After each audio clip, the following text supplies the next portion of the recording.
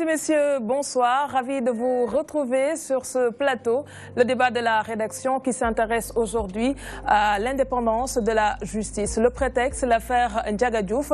Avec nous sur ce plateau, Monsieur Habib Ndao de la coalition Les Républicains Benno Bokk Yakaar.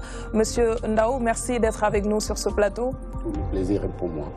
Juste à côté de vous, nous avons Monsieur Babacar Ba du Forum du Justiciable. Bonsoir, Monsieur Ba. Bonsoir, Aram. Et avec nous également, Monsieur Serigne Assane Kane de la JDS. C'est bien ça? Effectivement, c'est ça. Bonsoir, Aram. Et merci de m'avoir convié à cette émission. Alors, juste préciser aux téléspectateurs que nous devions avoir M. Aya Boun Malik Diop du Sud-Just qui a décliné au dernier moment. Mais, comme nous le disions tout à l'heure, le maire de Mermoz-Sacré-Cœur, Barthélémy Diaz, a fait face à la presse hier pour demander la levée de son immunité parlementaire pour que le procès puisse se tenir normalement. Diaz fils a également demandé au président de l'Assemblée nationale de répondre favorablement à la convocation ou en tout cas à la correspondance qu'il avait adressée au président de l'Assemblée nationale pour que ce dernier puisse lever son immunité parlementaire. Ababacar Sadikh Top était à la rencontre. Nous suivons.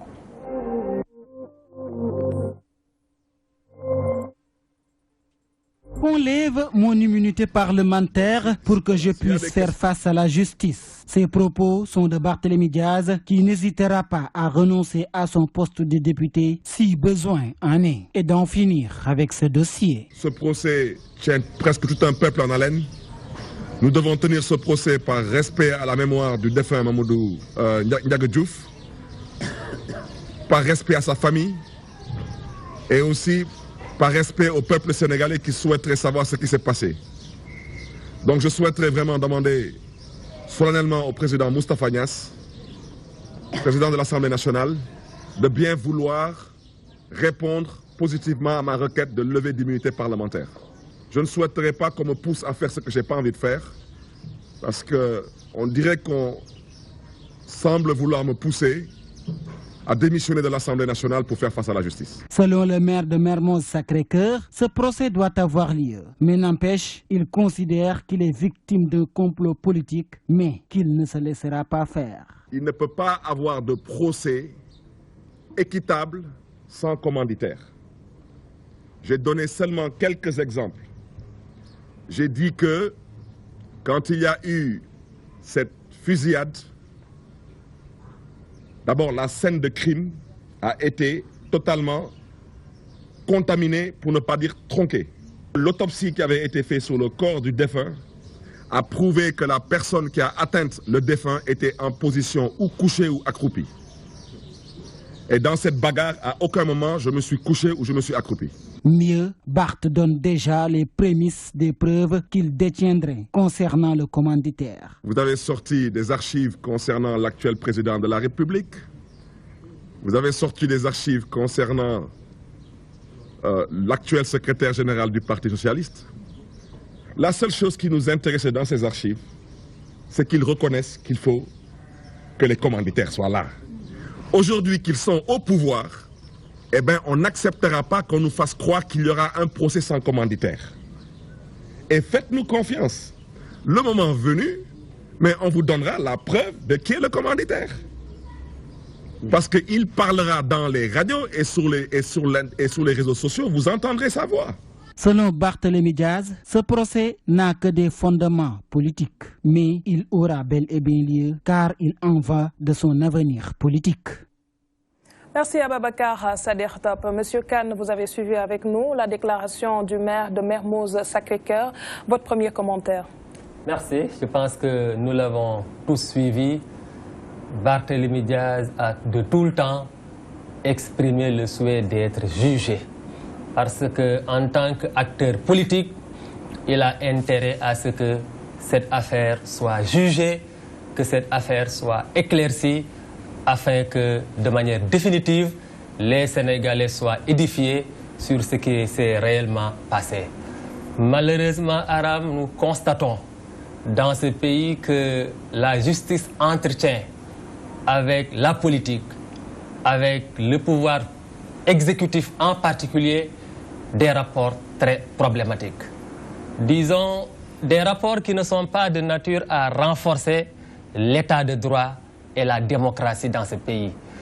Nous devons à la vérité de reconnaître que ces relations imbriquées qui existent entre le pouvoir exécutif et le pouvoir judiciaire et que la majorité des Sénégalais dénoncent n'ont pas démarré sous le magistère du président Macky Sall. On va y revenir tout à l'heure. Malheureusement, nous sommes obligés aussi de constater que le président de la République avait pris des engagements pour changer la donne. Aujourd'hui, il est attendu sur le chantier de l'indépendance de la justice. Bien. Monsieur Ndao, vous avez suivi l'élément. Vous partagez la thèse selon laquelle il y a des commanditaires, ou en tout cas un commanditaire derrière les faits. Je vous remercie pour l'invitation. Je m'abstiendrai de faire des spéculations sur une problématique qui a été soumise aux tribunaux de mon pays. Il faut savoir que, d'abord, il faut que je précise une chose qui est très importante et capitale. M. Barthélémy Diaz n'a aucun problème avec ni l'APR, ni son leader, ni le président Macky Sall. Et je m'explique.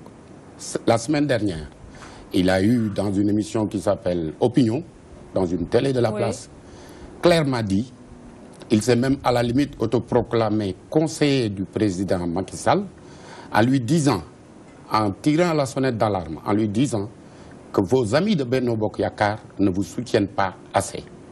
Que vos amis de Benno Bokk Yakaar, ils profitent de votre situation de chef de l'État, mais ils ne vous défendent pas comme il faut. Donc, il n'a aucun problème ni avec l'APR, ni avec le président Macky Sall. Je ne vois pas où on peut commencer par dire qu'il y a une politisation de l'affaire Ndiaga Diouf-Barthélémy Diaz. C'est une occasion pour lui, à travers justement cette saisine des tribunaux, de clarifier, de setal deram, comme on dit.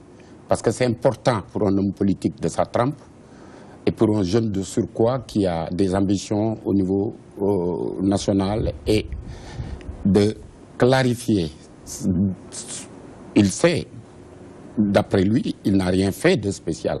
Donc il n'y a aucun problème à ce qu'il se mette au service des cours et tribunaux de notre pays. Monsieur Ba. Voilà, merci Aram et je salue également mes co-débatteurs et je salue aussi les téléspectateurs de DTV. Alors pour le cas de Barthélémy Diaz, vous savez, un dossier judiciaire doit être vidé. Un dossier judiciaire doit être vidé. Et récemment, vous avez entendu le ministre de la Justice, garde des Sceaux, M. Sidiki Kaba, dire que bon, il y a certains dossiers en tout cas qui sont en instance. Donc il a cité le dossier de Cheikh Béthio, mais également le dossier de Thione-Seck, que ces dossiers devront être vidés parce que c'est des dossiers qui sont en instance. Il y a eu, pour le cas de Barthélémy Diaz, il y a eu mort d'homme, donc c'est une infraction et il faudrait qu'au moins qu'il y ait un procès. D'ailleurs, l'affaire est... Il n'est pas contre la tenue de ce procès? Tout à fait. Donc, il n'est pas contre la tenue de ce procès. Donc, ce qui est tout à fait normal, parce que c'est la suite logique. Donc, c'est la suite logique, c'est tout à fait normal qu'il y ait un procès pour que les responsabilités soient situées. Là, je pense que c'est tout à fait normal. Maintenant, on peut s'interroger sur le contexte, sur l'opportunité. Parce que les faits se sont passés en 2011, si mes souvenirs sont bons. Maintenant, de 2011 à nos jours, je pense que la justice avait tout le temps, quand même, de pouvoir inviter M. Diaz à répondre de ses actes pour que l'affaire au moins soit jugée. Maintenant, on a vu que c'est au moment où Barthélémy Diaz a opposé, en tout cas, une opposition farouche au régime actuel, que le dossier a été réactivé. Donc ce qui nous pousse quand même à nous poser la question suivante, est-ce que le dossier ne sera pas politisé? D'accord. Monsieur Samba Kane, vous avez suivi la réaction de vos co-débatteurs. Barthélémy Diaz, qui était déjà au courant de son immunité parlementaire quand ce dossier a été enrôlé, est-ce qu'on ne pouvait pas déjà anticiper cette situation-là et se dire qu'on savait qu'on allait arriver à ce stade? Voilà, c'est Serigne Assane Kane, donc je précise. Voilà, effectivement, vous savez, sur ce dossier-là, Barthélémy Diaz a montré à tous les Sénégalais qu'il est tout à fait à l'aise. Malheureusement, nous notons tous une coïncidence très troublante entre le moment où on a décidé de dépoussiérer le dossier du meurtre de Ndiaga Diouf et la dernière posture, les dernières positions politiques affichées par le député Barthélémy Diaz. Le contexte, nous le connaissons tous.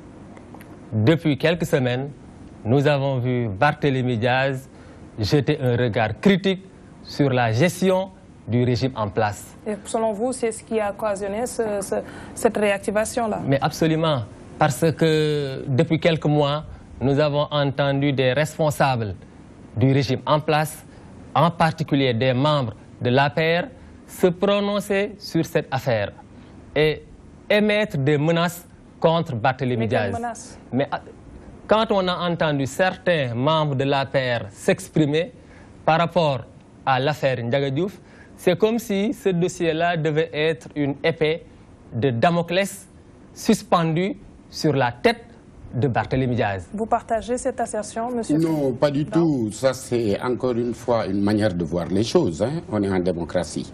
Mais ce qui est constant, c'est qu'il y a eu meurtre d'homme et il y a une volonté de la part de M. Barthélémy Diaz d'être jugé au grand jour. Ça, c'est une volonté.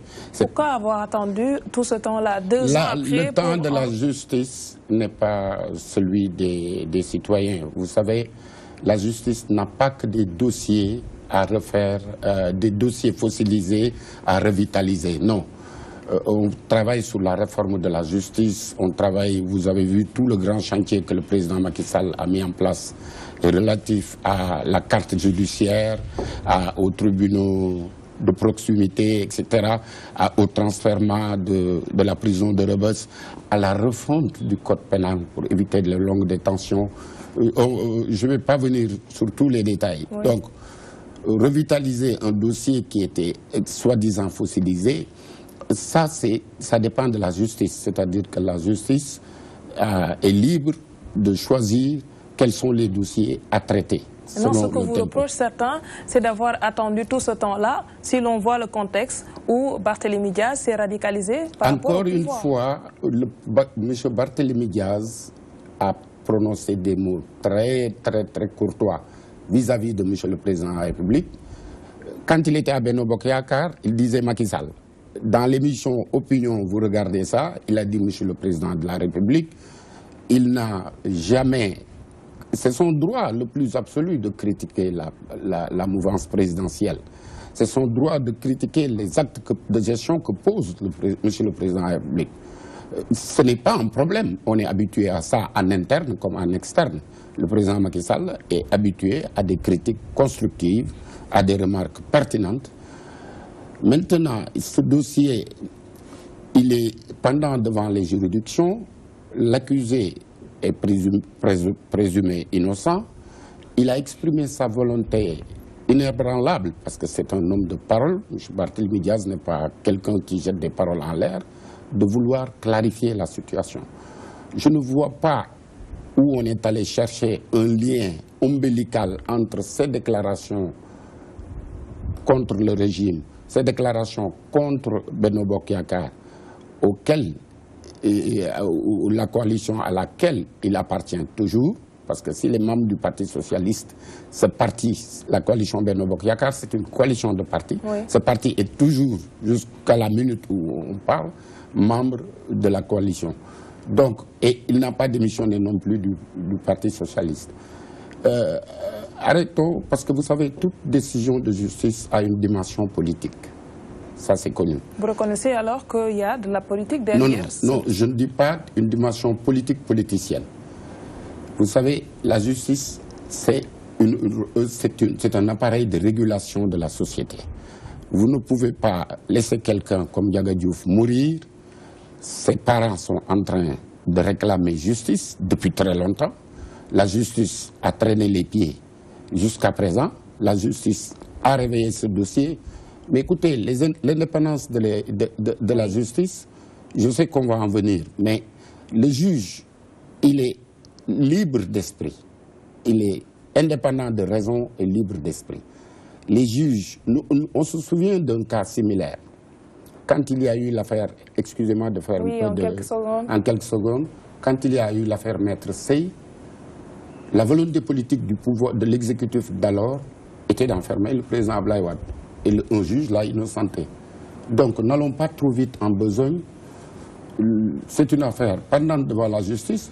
Maintenant, libre à chacun d'interpréter, de dire que oui, parce qu'il est contre le régime. C'est pas si tous ceux qui sont contre le régime devaient aller répondre devant le juge, mais écoutez, on n'aurait pas de place pour les tribunaux, serait archi-comble, on aurait utilisé l'université de Dakar pour incarcérer les gens. Un procès politique?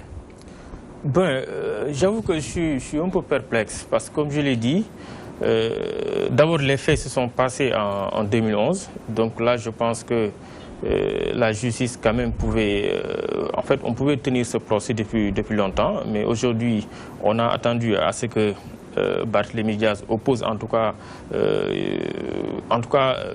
commence à critiquer. Une certaine résistance. Voilà, donc il a manifesté une certaine résistance par rapport à la politique de Macky Sall. Donc c'est à partir de ce moment qu'on a décidé quand même de réactiver le dossier. Mais également, quand en fait le dossier a été renvoyé hier, moi je me suis vraiment étonné. Parce que le procureur qui a enrôlé le dossier, il devait savoir que Barthélémy Diaz, il gardait toujours son immunité. Oui. Parce que l'affaire n'est pas jugée en flagrant délit. Bon, parce que nous savons que le règlement intérieur nous dit que le député qui est pris en flagrant délit, il garde, en tout cas, à partir de ce moment, son immunité va sauter. Et ce qui n'a pas été le cas de Barthélémy Diaz. Donc ça veut dire que le procureur, normalement, il devait savoir que Barthélémy garde toujours son immunité. Donc, avant d'enrôler le dossier, on devait procéder au lever de cette immunité. Mais donc, ce qui nous pousse en tout cas à nous poser un certain nombre de questions. Est-ce que le dossier ne sera pas vraiment politisé? Mais en tout cas, nous, on est un peu perplexe par rapport... 2 ans de léthargie. Est-ce qu'un dossier en correctionnel peut attendre tout ce temps-là avant que le parquet ne puisse encore... Non, mais 2 ans, ça devrait suffire, je vous dis. De 2011 à 2016, je pense que l'affaire pouvait être jugée. Donc 2 ans, c'est suffisant. Et voilà, en tout cas, le procès devrait se tenir depuis très longtemps. Maintenant, comme je l'ai dit, on a attendu à ce que M. Barthélémy Diaz manifeste une opposition farouche au régime actuel pour que le dossier soit réactivé. Donc ce qui nous pousse à nous poser la question de savoir est-ce que le dossier ne sera pas vraiment politisé. Est-il en mesure aujourd'hui de demander la levée de l'immunité parlementaire? Ah mais tout à fait, il l'a fait. Et puis là, je pense que même l'Assemblée nationale est contrainte. Cela doit-il venir de lui? Non seulement non, en fait, soit l'Assemblée nationale, parce que quand le procureur demande à l'Assemblée nationale de lever l'immunité, à partir de ce moment, l'Assemblée nationale ne peut pas refuser cette demande. Donc l'Assemblée est dans l'obligation de lever l'immunité parlementaire. Parce qu'aujourd'hui, il est justiciable. Donc il y a une affaire qui est en naissance, donc Barthélémy Diaz doit être jugé. Et quand le procureur fait cette requête, automatiquement, l'Assemblée nationale doit procéder à la levée de cette immunité. Mais on a vu que Barthélémy Diaz lui-même, il a demandé à l'Assemblée nationale de lever cette immunité. Donc je pense que pour cette levée d'immunité, ça va pas poser problème. D'accord. Monsieur Kane, je reviens à vous. Une justice instrumentalisée, c'est en tout cas ce qu'on peut retenir sur vos propos de tout à l'heure. Sur quoi vous basez-vous pour dire que la justice n'est pas indépendante? En tout cas, c'est notre sentiment profond. Il faut aussi qu'on soit très clair. Hein? Nous ne sommes pas pour l'impunité. Nous sommes opposés à toute forme de déni de justice. Il y a eu mort d'homme. Donc un être humain a perdu la vie. Il est important que cette affaire soit élucidée pour aussi permettre à sa famille de faire définitivement le deuil. C'est important. Mais nous estimons qu'il y a dans cette affaire-là un parfum d'instrumentalisation de la justice parce que c'est le contexte qui le montre. Autant, lorsque les faits se sont produits en 2012, le régime du président Abdoulaye Wade a estimé opportun d'arrêter Barthélémy Diaz, de l'emprisonner pour l'empêcher de prendre part à la présidentielle de 2012. Aujourd'hui, tout porte à croire que le régime du président Macky Sall, qui décidément, sur beaucoup de points, marche sur les traces du régime précédent, entend également se saisir de ce dossier pour empêcher Barthélémy Diaz de prendre part aux prochaines échéances électorales. Nous avons tous suivi l'actualité de ces derniers jours. Aujourd'hui, Barthélémy Diaz a clairement affiché son opposition au régime en place. Il a également décidé de porter plainte contre la direction du Parti socialiste.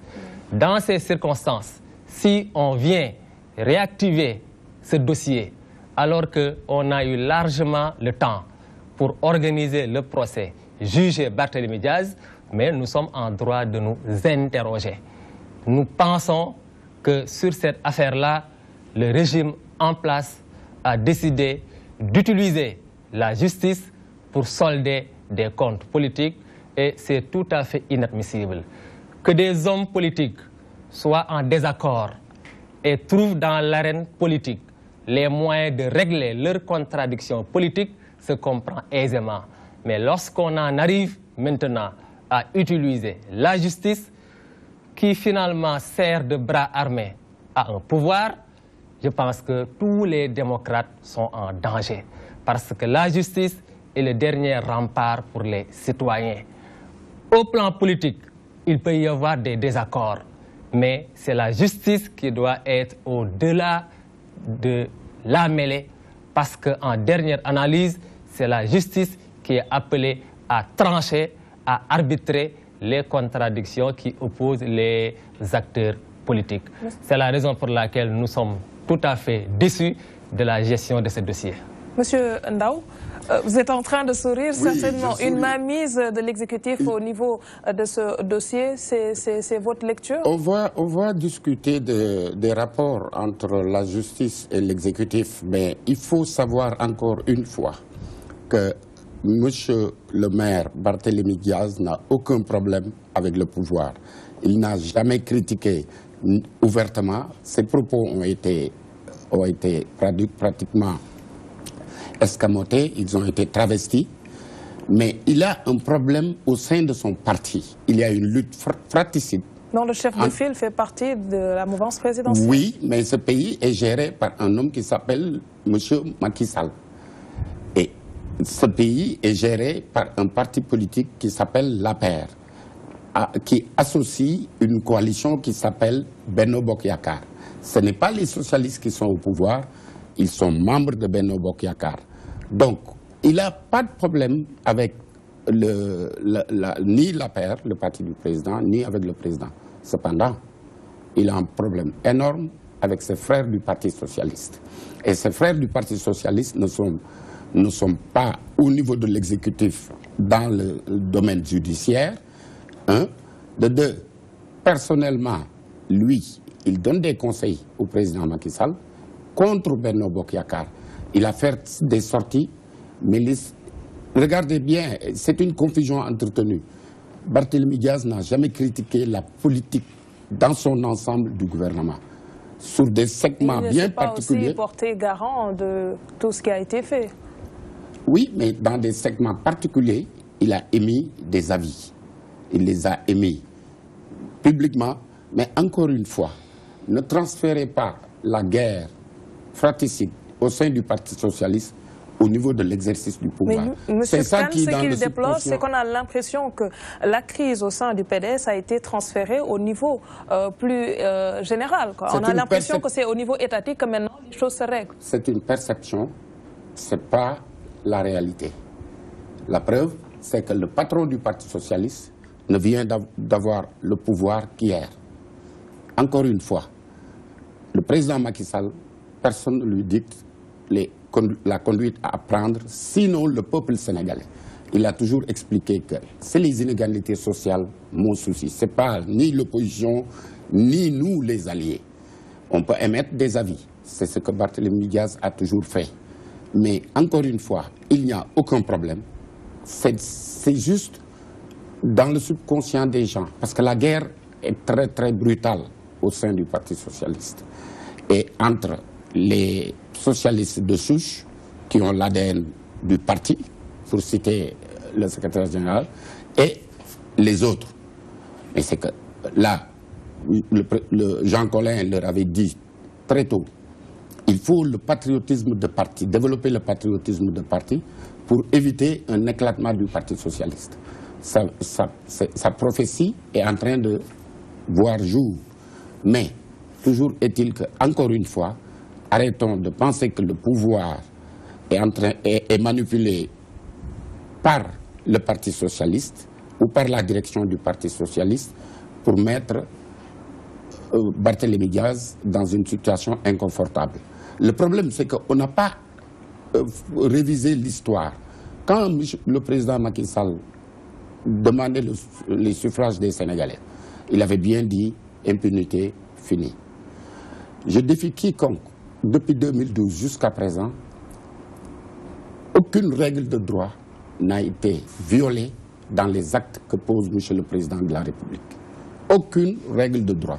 Maintenant, des spéculations, nous pensons que des coïncidences, c'est légitime.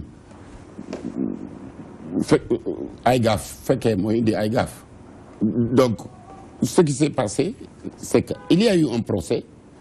La communauté du Forum civil des droits de l'homme, etc., réclamait un procès depuis 2011. Maintenant, la justice a jugé nécessaire de mettre le procès en place. Il n'y a pas d'équivoque à ce niveau. Monsieur Kane, n'êtes-vous pas en train de transférer votre différend, en tout cas, je parle de M. Barthélémy Diaz, avec le reste du parti ou une frange du Parti socialiste au niveau étatique pour pouvoir au moins solder vos comptes? Bon, il parle de socialistes de souche en convoquant Jean Collin. Vous savez, le Parti socialiste a beaucoup évolué. Effectivement, il y a des contradictions à l'intérieur du Parti socialiste et ces contradictions, nous sommes en train de les gérer en toute camaraderie et nous avons la conviction que, Inch'Allah, très bientôt, nous allons les dépasser. Mais tout ce que nous souhaitons, c'est que s'il y a des contradictions à l'intérieur d'un parti ou bien entre des partis politiques, que la justice se fasse en toute impartialité. C'est ça que nous demandons. Et il y a bien des exemples qui montrent qu'aujourd'hui, il y a des velléités du pouvoir d'instrumentaliser la justice. Vous savez, sur l'affaire Karim Wade, par exemple, il y a 25 personnalités du régime précédent qui ont été mises en accusation au même titre que Karim Wade. Finalement, seul Karim Wade et peut-être quelques lampistes ont été jugés avant d'être libérés à la faveur d'une conspiration politique dont tout le monde se rappelle. Au même moment, nous avons entendu le président de la République, Macky Sall, publiquement dire que sur cette question de la traque aux biens mal acquis, il y a beaucoup de dossiers sur lesquels lui, il a mis le coude. Personne ne peut le nier. Il l'a déclaré publiquement. Au même moment, nous constatons qu'il y a des responsables du régime précédent qui devaient se retrouver devant la justice. Oui, mais ces personnalités-là, dès qu'elles ont trouvé une voie de contournement pour rallier le parti au pouvoir, mais elles ne sont plus inquiétées. À partir de ce moment, personne ne peut nous convaincre aujourd'hui dans ce pays qu'il y a une indépendance de la justice. Monsieur Ba, l'indépendance et l'impartialité de la justice sénégalaise continuent d'être des exigences. Mais tout à fait. Et d'ailleurs, c'est une question importante parce qu'aujourd'hui, en tout cas nous, au niveau du forum du justiciable, nous pensons que l'indépendance de la justice est toujours à l'état théorie. En tout cas, ça c'est notre conviction au niveau du forum du justiciable. Parce que l'indépendance de la justice suppose quand même la séparation des pouvoirs, tel qu'il est consacré, en tout cas par notre charte fondamentale. Parce que si vous regardez bien au niveau de la Constitution, en fait la séparation elle est vraiment consacrée. Nous avons le pouvoir législatif qui est indépendant en tout cas du pouvoir judiciaire et du pouvoir exécutif. Et mon camarade il l'a dit. Aujourd'hui, quand on pose la question de savoir est-ce que la justice sénégalaise elle est indépendante, c'est parce qu'il y a des faits qui se sont succédés. Nous avons vu récemment l'Union des magistrats, donc ils ont fait des communiqués pour dénoncer l'immixtion du pouvoir exécutif dans les affaires judiciaires. Est-ce que cela va être facile, puisque le chef de l'État est le président du Conseil supérieur de la magistrature? D'abord, en fait, c'est pas facile, parce qu'aujourd'hui, on ne peut pas prendre, en tout cas, le Conseil supérieur de la magistrature, qui est l'instance, en tout cas, qui est censée de gérer la carrière des magistrats, et de confier la présidence au président de la République et la vice-présidence au ministre de la Justice. Parce que quand on parle de la séparation des pouvoirs, on ne peut pas prendre le pouvoir, en tout cas judiciaire, qui est un pouvoir. Parce qu'aujourd'hui, le pouvoir exécutif, c'est un pouvoir, le pouvoir législatif, c'est un pouvoir.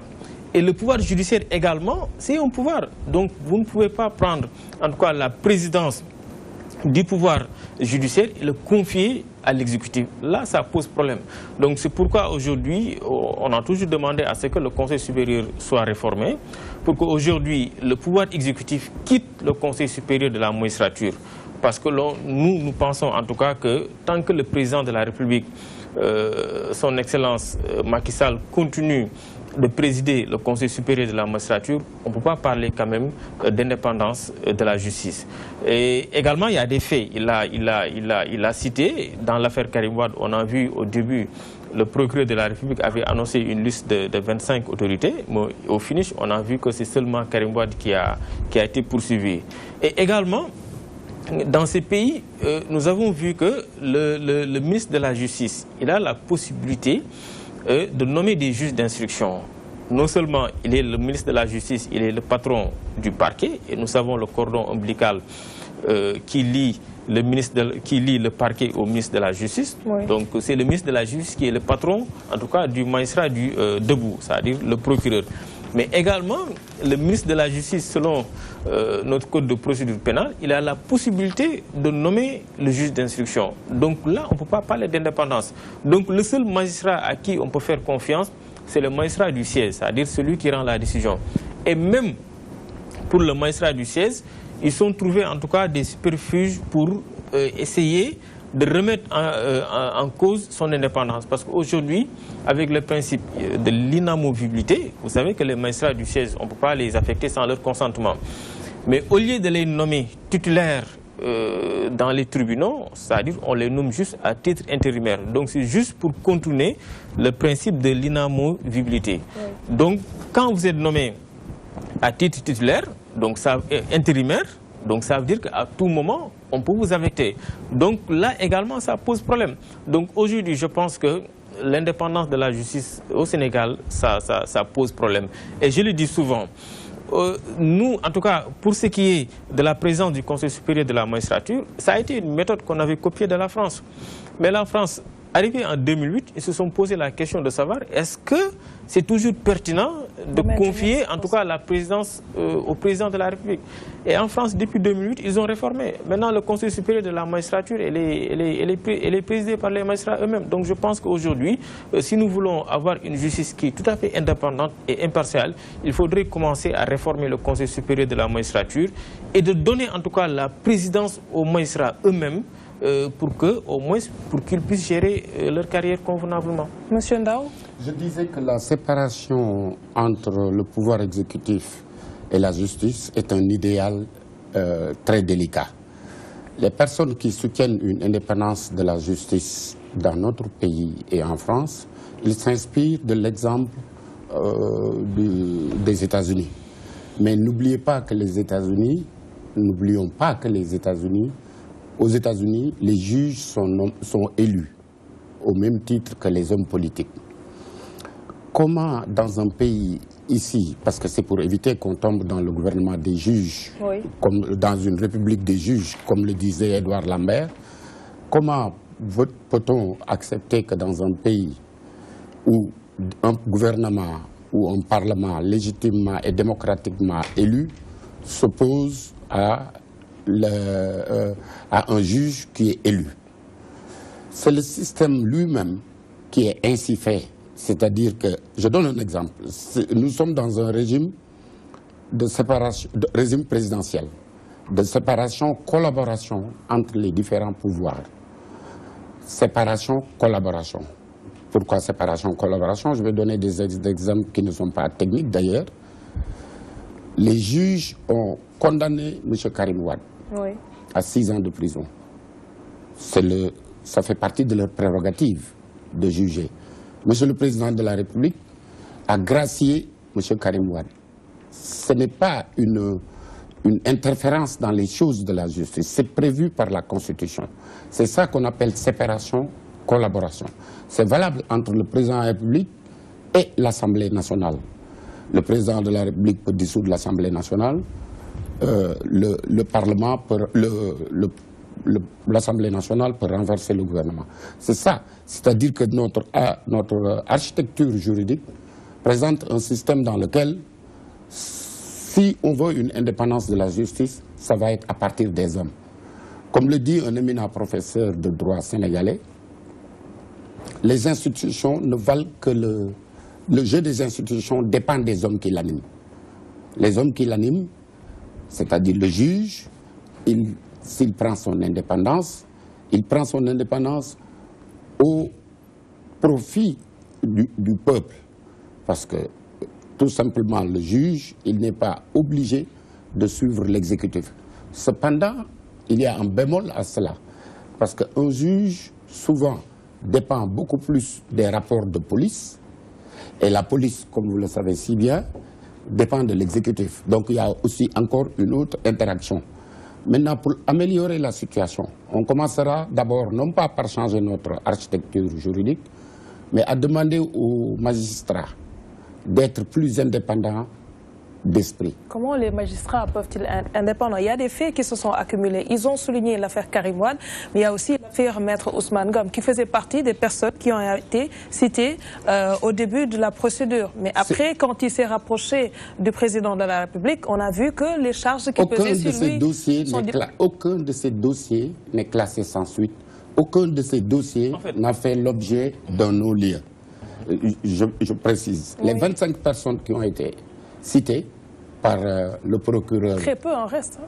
Non, mais si dans un an, dans 2 ans, on revitalise ces dossiers, on amène ces dossiers encore aux tribunaux, vous allez dire oui, parce que Ousmane Ngom, qui s'était rapproché de nous a quittés, comme vous avez dit sur l'affaire Barthélémy Diaz. Ça peut se faire, puisque toutefois, à chaque fois, ce qu'on remarque, qu'à un moment donné, les choses se passent bien, personne ne dit rien du tout, mais quand les choses vont mal, on commence à sortir de petits dossiers de part et d'autre. Je parle des protagonistes, autant être clean pour ne pas avoir d'épée de Damoclès au-dessus de sa tête. Et c'est pourquoi je disais tout à l'heure que l'indépendance de la justice, c'est les magistrats eux-mêmes qui doivent l'assurer par une indépendance d'esprit. Et ne pas se dire que... Oui, en fait, je voulais juste préciser une chose. Nous avons un système où le maître des poursuites s'avère être le procureur. C'est-à-dire le procureur, c'est le maître des poursuites. C'est-à-dire c'est lui qui apprécie l'opportunité des poursuites. Soit il reçoit une plainte, ou bien le procureur s'autosaisit. Donc, ça veut dire que tant que le procureur n'a pas déclenché les poursuites, il n'y a pas procès. Et le procureur, son patron, c'est le ministre de la Justice. Oui. Ça veut dire quoi? Ça veut dire que le procureur peut recevoir des ordres venant du ministre de la Justice. Et là également, c'est une violation de la Constitution. Pourquoi? Parce que dans la Constitution, c'est-à-dire, je l'ai dit tantôt, le pouvoir judiciaire, c'est un pouvoir. Donc, en fait, si vous regardez bien au niveau de la Constitution, on vous dit du pouvoir législatif, judiciaire et exécutif. Donc, le pouvoir judiciaire, c'est un pouvoir qui est indépendant. Vous ne pouvez pas prendre, en tout cas, le pouvoir judiciaire, le confier, en tout cas, à l'exécutif. En fait, tu ne peux pas prendre le ministre de la Justice, qu'il soit le patron du pouvoir judiciaire. Ce n'est pas possible. Donc, ce qui fait qu'aujourd'hui, qu'il y ait ce lien ombilical entre le parquet et le ministre de la Justice. Donc là, ça pose problème. Parce que quand le procureur reçoit des ordres du ministre de la Justice, là, ça pose problème. Et je voulais également soulever une chose. Tout à l'heure, il a parlé du gouvernement des juges. C'est-à-dire, à chaque fois qu'on dit il faudrait qu'on réforme le Conseil supérieur de la magistrature, c'est l'argument qu'on nous brandit. Voilà, si en tout cas on extirpe le pouvoir exécutif du Conseil supérieur de la magistrature, on risque d'avoir un gouvernement des juges. Ce n'est pas possible au Sénégal, parce que nous avons un principe qui est qui est celui du double degré de juridiction. C'est qu'aujourd'hui, la personne a la possibilité, s'il est jugé en première instance, d'intenter appel. Et à l'appel, même s'il n'est pas satisfait, il peut toujours se pourvoir en cassation. Donc on ne peut pas avoir... C'est toujours les juges. Mais en fait, on ne peut pas avoir le gouvernement des juges avec le principe du double degré de juridiction. Donc moi, je pense qu'aujourd'hui, si on veut régler la question de l'indépendance de la justice, il faudrait couper les liens ombilicaux qui lient le parquet et le ministre de la Justice. Attendez, nous allons... en phase avec lui. Hein. Justement, on s'attendait à ce que le président Macky Sall, sur le chantier des réformes institutionnelles, fasse un peu avancer les choses. Malheureusement, jusque-là, ce n'est pas le cas. On nous parle de réformes économiques, mais sur le plan institutionnel, pour renforcer la démocratie, pour garantir l'indépendance de la justice, le président Macky Sall était attendu. Malheureusement, il n'a pas encore répondu au rendez-vous. Monsieur Ndao, on va y revenir. Nous avons également la réaction de responsables politiques qui ont effectué le déplacement hier au tribunal pour pouvoir apporter leur soutien au maire de Mermoz Sacré-Cœur. Tous, on va dire, ou presque tous, partagent la position de monsieur Kane. Selon eux, ce procès est politique et ils dénoncent également une mainmise sur la justice. Nous allons suivre. Nous battions pour l'approfondissement de la démocratie au Sénégal. Je continue ce combat, je suis avec lui. Sur ce dossier-là, je le soutiens et je crois que tous les démocrates devraient le faire. Nous ne sommes pas du même parti que Barthélémy Diaz, mais nous sommes du parti des principes. Nous considérons qu'il y a une nécessité absolue, qu'il y ait un procès équitable. Barthélémy l'a réclamé, tout le monde l'a réclamé. Depuis 2011 jusqu'à 2016, pourquoi il n'y a pas eu de procès? Pourquoi on n'a pas convoqué Barthélémy Diaz? Pourquoi on n'a pas levé son immunité parlementaire? Lui-même, il a écrit une lettre aux députés, à nous, ses collègues, pour demander à ce que son immunité parlementaire soit levée. Pourquoi ça n'a pas été fait depuis lors? Et comme par hasard, on attend que Barthélémy Diaz décide de prendre sa liberté, se détourner de leur politique, être dans l'opposition et même participer à la récente marche de Manko Wattu Sénégal, pour que le jour même qu'on lui envoie une citation à comparaître. Il y a bien entendu anguille sous roche. Il faut être le régime de Macky Sall pour faire ce genre de choses. Donc, il utilise la justice pour faire des règlements de compte politiques et c'est inacceptable. Monsieur Ndao, que répondez-vous à cela? Oui, pour répondre avant Mamadou Lamine Diallo, Thierno Bocoum a voulu souligner que le maire Barthélémy Diaz est dans l'opposition. Lui, il autodécrète que Barthélémy Diaz est dans l'opposition. Barthélémy Diaz n'est pas dans l'opposition. Barthélémy Diaz est au sein du Parti Socialiste. Il est toujours responsable. Parti Socialiste. Ah, il peut y avoir 10 camps, il peut y avoir 50 camps, mais ce n'est pas le problème du pouvoir en place. C'est un parti politique de la mouvance présidentielle. Ils ont des problèmes intrinsèques à leur organisation, mais encore une fois, il faut bien préciser que Barthélémy Diaz appartient toujours au Parti Socialiste, qui est membre de la coalition Benno Bokk Yakaar. Ça, c'est un. Quand on parlait du gouvernement des juges, vous savez, récemment, vous êtes avocat, je pense, récemment, juriste consultant. Récemment, le Conseil constitutionnel en France, sur la taxe carbone, a débouté l'État. Le Conseil d'État, sur la burqa, a débuté les collectivités locales. Alors, comment des juges, il y a, face aux politiques qui sont démocratiquement élus, ça c'est... Je ne mets pas de frein à l'évolution de notre système juridique. Qu'on aille à plus d'indépendance, qu'on donne de la respiration, de l'oxygène à la justice. Mais sous le président Macky Sall, on a laissé les juges, ils ont eu beaucoup plus d'indépendance que les régimes précédents. Malheureusement, on ne va pas par des exemples que je pourrais donner. On peut encore en donner des exemples. C'est les magistrats eux-mêmes qui ont demandé de couper les liens ombilicaux. Oui, c'est une réclamation légitime et normale dans une évolution démocratique. Mais les textes... Monsieur Ndao, nous avons le cas le plus récent, celui de l'imam Ndao. Oui. Une peine a été donnée et finalement le chef de l'État qui considère que cette sanction n'est pas suffisante, on rajoute encore 1 an de plus. Vous ne pouvez pas nous dire aujourd'hui qu'il n'y a pas un regard que l'exécutif porte quelquefois sur Dans ce problème de l'imam Ndao, monsieur le président de la République a émis un avis. Il a émis un avis qui a compté apparemment. Parce que juste après, la peine a été corsée. Non, il a émis un avis.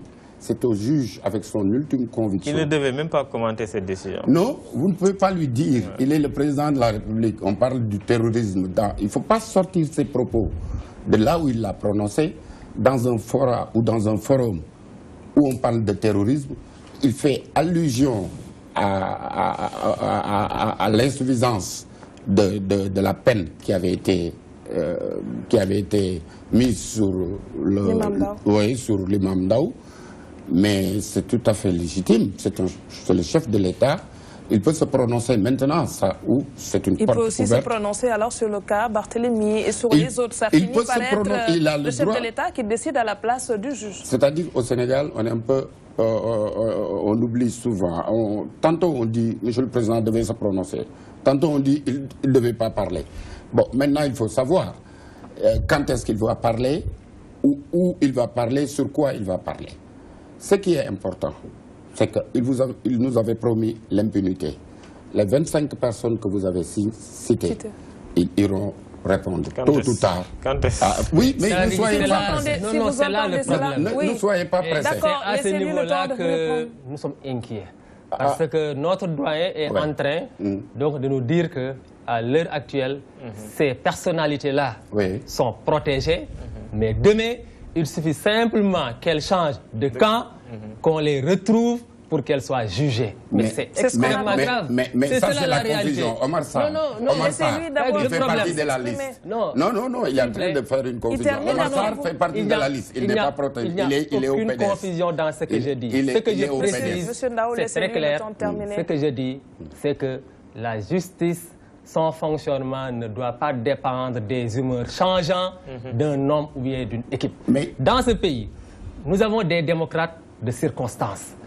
Je me rappelle, il y a beaucoup de responsables politiques qui aujourd'hui attaquent Barthélemy, le vous aux gémonies. Mais hier, ce sont les mêmes responsables politiques qui le défendaient et qui estimaient qu'il était dans son bon droit de se défendre, de se protéger, parce qu'étant victime d'une agression.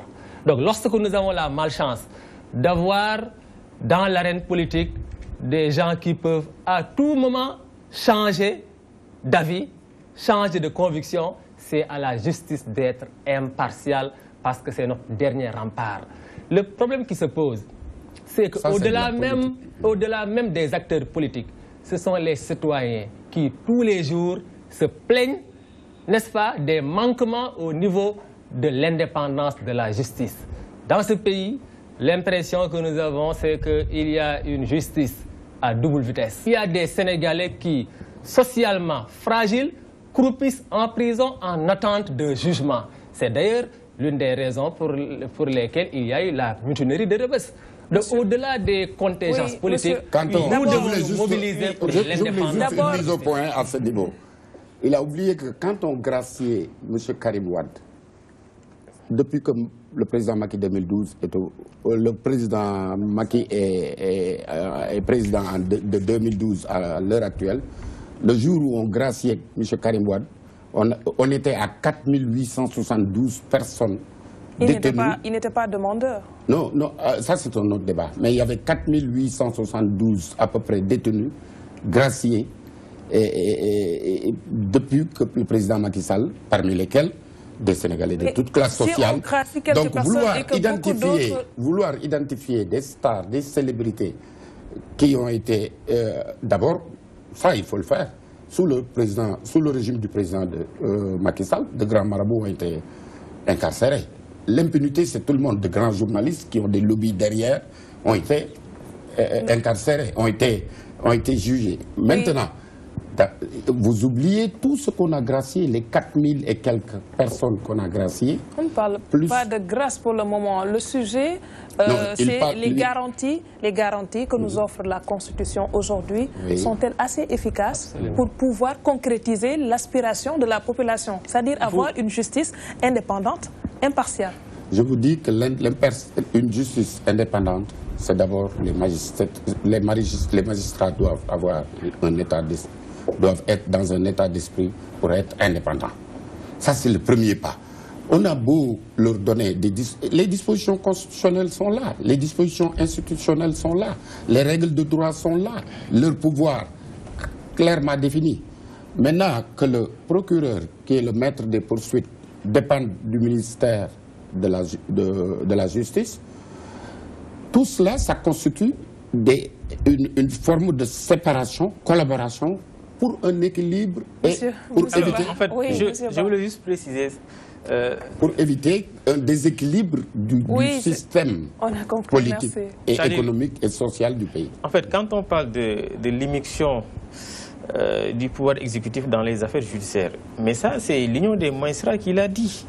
Et l'Union des magistrats, c'est des magistrats. Donc, c'est eux-mêmes qui l'ont dit. Ils ont dénoncé l'immixtion intempestive du pouvoir exécutif dans les affaires judiciaires. Donc, c'est des pratiquants du droit. S'ils le disent, c'est parce qu'il y a immixtion. Sinon, l'UMS, l'Union des magistrats, n'allait jamais sortir un communiqué pour dénoncer l'immixtion du pouvoir exécutif dans les affaires judiciaires. Récemment, Aram, vous avez vu la Cour suprême dans l'affaire des élèves maîtres et le ministre de l'Éducation. Oui. La Cour suprême avait rendu une décision et il a annulé la décision qui a été prise par le ministre de la Justice.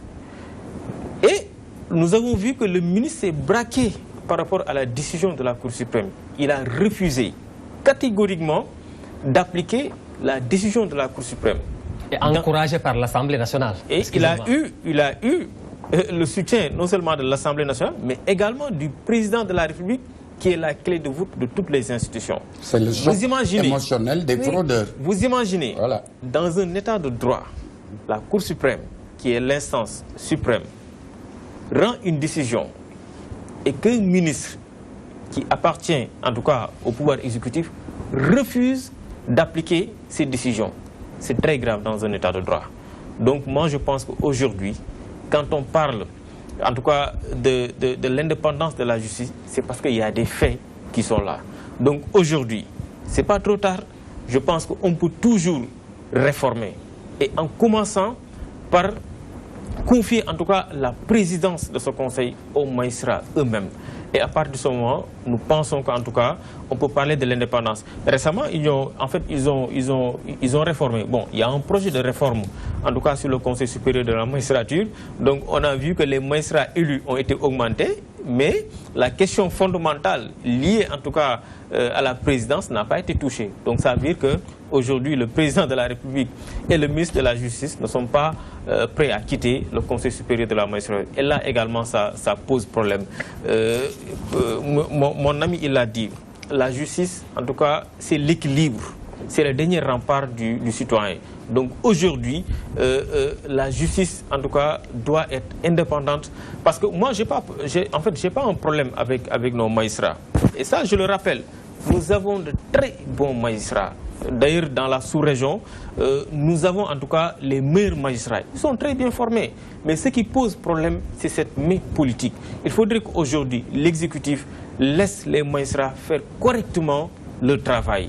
Il faudrait qu'aujourd'hui, qu'il n'y ait pas de la politique, en tout cas, dans les affaires judiciaires. Et je pense que c'est à partir de ce moment qu'on peut parler d'une indépendance totale. Mais aujourd'hui, avec les faits qui se sont succédés, l'affaire Barthélémy Diaz, l'affaire Karim Wade, les communiqués de l'UMS, l'affaire des élèves maîtres, aujourd'hui, c'est vrai qu'on est un peu perplexe par rapport à l'indépendance de notre justice. Dernier point, le regard des droits de l'UMIS qui demande également à ce que ce dossier soit tranché.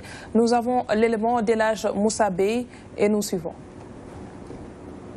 Empesterait l'affaire Barthélémy Diaz si l'on en croit les organisations de défense des droits humains. Le directeur exécutif de l'ONG 3D fait dans le commentaire de principe et relève des faits troublants. C'est troublant que pendant que Barthélémy Diaz filait le parfait amour avec le régime, était en phase avec le régime, il n'était pas inquiété.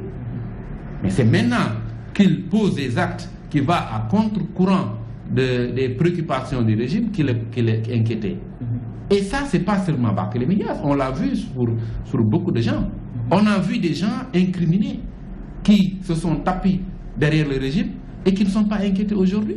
Du côté de Amnesty International, l'on tient à lever toute équivoque sur une polémique incluant les organisations de défense des droits humains dans cette affaire. Il y a des gens qui tentent d'accréditer au sein de l'opinion que Amnesty et les organismes de droits humains sont du côté de Barthélémy et que la mort de Ndiaga Diouf ne semble pas les préoccuper.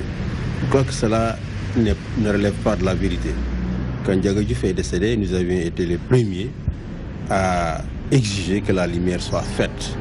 Craignant une instrumentalisation de la justice dans ce procès, ces défenseurs des droits humains affichent leur souhait de voir un jugement juste et équitable. Il faut qu'on laisse la justice travailler en toute indépendance, qu'on n'essaie pas de s'immiscer dans le travail de la justice.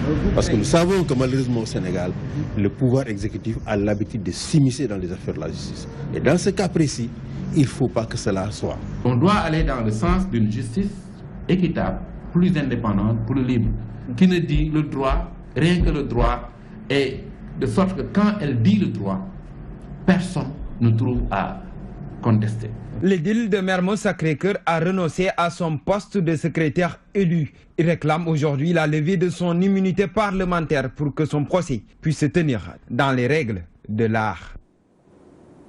Monsieur Kane, vous avez suivi avec nous, ça commence à devenir comme un leitmotiv. Presque tous demandent la même chose, une justice indépendante.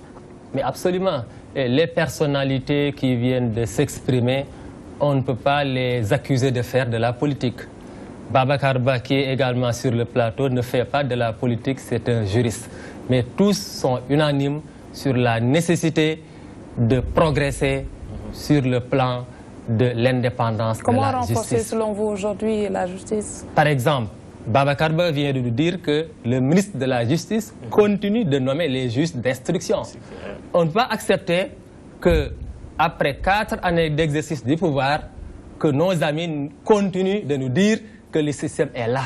Mais le système est là, le président Macky Sall s'était engagé à le changer, donc sur le plan institutionnel, il doit y avoir des réformes en profondeur à mettre en œuvre pour que l'indépendance de la justice ne soit plus un vieux pieux, mais qu'elle soit effective, que les Sénégalais, non seulement les riches, mais également les Sénégalais socialement fragiles, continuent à faire confiance en leur justice. Parce que si nous en arrivons à une situation où certains Sénégalais n'ont plus confiance en leur justice, cela peut générer la violence et aucun Sénégalais n'y gagnera. C'est la raison pour laquelle, qu'on soit de l'opposition ou bien du pouvoir, nous devons nous mobiliser pour ensemble avancer sur cette question-là. Monsieur Ndao, comment améliorer selon vous l'indépendance de la magistrature au Sénégal? D'abord par les magistrats eux-mêmes qui doivent prendre, ils réclament plus d'indépendance. C'est un état d'esprit qu'ils exercent en toute indépendance toutes les prérogatives que leur donne la Constitution et que leur donne tout le code de procédure civile que leur a donné le peuple sénégalais, qu'ils exercent en toute indépendance.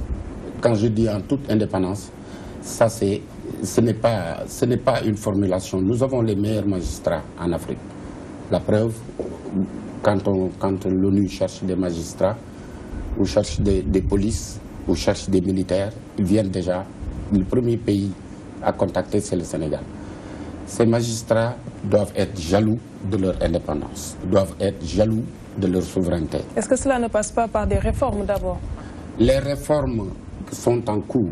On est en train de faire beaucoup de réformes sur le plan... Je ne me souviens pas dans les détails des réformes tendant à donner une indépendance normative à la justice. Cependant, moi je ne suis pas d'accord avec le système de l'indépendance de la justice, indépendance totale de la justice, dans un pays où les juges sont élus, sont nommés, ils ne sont pas encore élus. Le jour où ils seront nommés, je demanderai une indépendance totale. Cette indépendance, collaboration, comme je disais tout à l'heure, un idéal délicat. Mais aussi, il faut équilibrer. Il faut éviter de déséquilibrer les institutions de notre pays. Nous avons des problèmes économiques criards que tout chef de l'exécutif doit répondre. Il faut éviter qu'on s'attarde beaucoup sur des questions sur des questions déjà tranchées par la Constitution, déjà tranchées par l'ensemble des textes qui régissent notre système judiciaire. Les magistrats doivent prendre leur indépendance.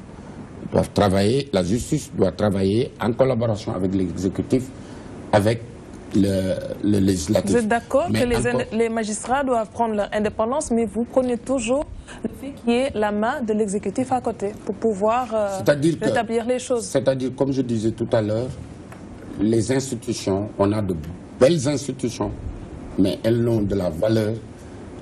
Le jeu des institutions dépend des hommes qui les animent.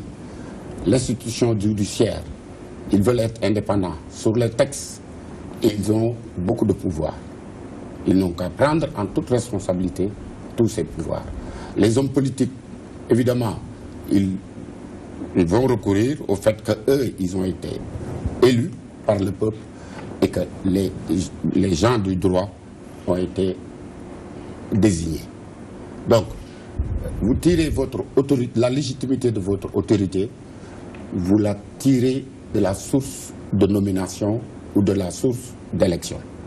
Si un président de la République est considéré comme la clé de voûte des institutions, parce qu'il tire sa légitimité du suffrage universel. C'est différent d'un ministre qui est nommé, c'est différent d'un juge qui est nommé. Donc vous comprenez un peu la délicate question de la séparation. Est-ce que vous êtes confiant quand vous entendez cela, cette cohabitation qu'il faudrait tout le temps faire entre l'exécutif et... Vous savez, la justice ne doit pas avoir un patron. Ce n'est pas normal, parce que ça, c'est une violation même de la Constitution. Parce que quand on vous parle du pouvoir exécutif, législatif et judiciaire, chacun de ces pouvoirs doit être indépendant par rapport à l'autre. Mais aujourd'hui, l'exécutif n'a pas de patron, le pouvoir législatif n'a pas de patron. Pourquoi voulez-vous que la justice ait un patron? Ce n'est pas normal. Vous savez, en France, ils ont ce qu'on appelle une autorité. La justice, c'est une autorité indépendante. Donc aujourd'hui, la justice, c'est le troisième pouvoir. C'est un pouvoir comme les autres pouvoirs. Donc, en fait, on ne peut pas avoir... en fait, la justice ne peut pas être un pouvoir indépendant et qu'aujourd'hui, qu'il ait un patron. Ce n'est pas normal. Donc, il faudrait qu'aujourd'hui, je sais pas, qu'on essaye quand même de couper ce lien, en tout cas, entre le pouvoir exécutif et le pouvoir judiciaire. C'est-à-dire couper le lien ombilical qui existe aujourd'hui entre le parquet et le ministre de la Justice. Je vous l'ai dit, le procureur, c'est le maître des poursuites. C'est lui qui déclenche les poursuites, c'est lui qui apprécie l'opportunité des poursuites. Mais c'est pas lui qui juge. Est-ce que tous les mécanismes sont en place, que les magistrats puissent être indépendants, je veux dire financièrement parlant, sur les autres domaines également? Est-ce qu'aujourd'hui ils sont assez couverts pour pouvoir réclamer? En tout cas, du point de vue financier, je sais que les magistrats, ils ne se plaignent pas. Ça, quand même, il faut avoir le courage de le dire. Mais c'est cette main politique qui est toujours derrière. C'est ça, c'est ce qui pose problème. Parce que quand le ministre de la Justice, qui est le patron, et puis ce qui est très grave, c'est que beaucoup de Sénégalais ignorent. C'est qu'aujourd'hui, avec notre code de procédure pénale, le ministre de la Justice, il a la possibilité de nommer un juge d'instruction. Et le juge d'instruction, c'est ce magistrat qui est chargé de conduire l'instruction. Donc à lui de voir, de rassembler, en fait, d'instruire à charge ou à décharge. Donc tu ne peux pas être le patron du procureur, mais également être le patron du juge d'instruction. Là également, ça pose problème. Donc le seul magistrat qui aujourd'hui est censé être indépendant, je l'ai dit tantôt, c'est le magistrat du siège, celui qui rend la décision. Mais également, parce qu'il est censé être indépendant, parce qu'avec le principe de l'inamovibilité... Bon, moi je relativise. Avec le principe de l'inamovibilité, ça veut dire que ce magistrat ne peut pas être déplacé sans son consentement. Mais aujourd'hui, ce magistrat-là, soit il est nommé à titre intérimaire, mais pas titulaire. Et quelqu'un qui est nommé à titre intérimaire, ça veut dire qu'à tout moment, il peut être affecté. Donc en fait, c'est des règles en tout cas que le pouvoir exécutif est en train d'utiliser pour que, voilà, c'est ce qui fait qu'aujourd'hui l'indépendance de la justice est toujours... Moi je pense qu'aujourd'hui, pour être concret, il faudrait réformer le Conseil supérieur de la magistrature, en tout cas faire de telle sorte que les magistrats eux-mêmes gèrent en tout cas la présidence, couper les liens ombilicaux qui lient le parquet et le ministère de la Justice. Monsieur Ken, je reviens à vous. Vous réclamez des magistrats indépendants capables de pouvoir prendre des décisions sans pour autant qu'il y ait quelqu'un derrière qui puisse leur dicter leur conduite. Est-ce que vous ne craignez pas aussi